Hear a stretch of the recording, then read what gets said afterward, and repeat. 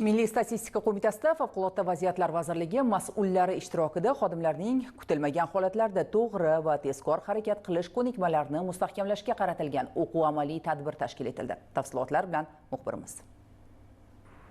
Favqulodda vaziyatlarda inson hayoti va salomatligini asrash, yong'in va boshqa xavfli holatlarning oldini olishda har bir xodimning to'g'ri harakat qilish ko'nikmasi muhim ahamiyat kasb etadi. Milliy statistika qo'mitasida o'tkazilgan o'quv-amaliy tadbir ana shu maqsadga qaratildi.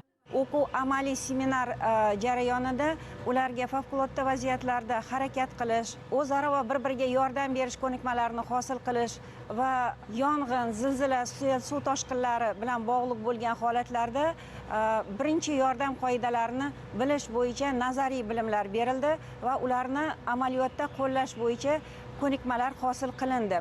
Ayniqsa, birlamchi yong'in o'chirish vositalaridan foydalanish tartibining amaliy tarzda namoyish etilgani tadbirning muhim jihatlaridan biri bo'ldi.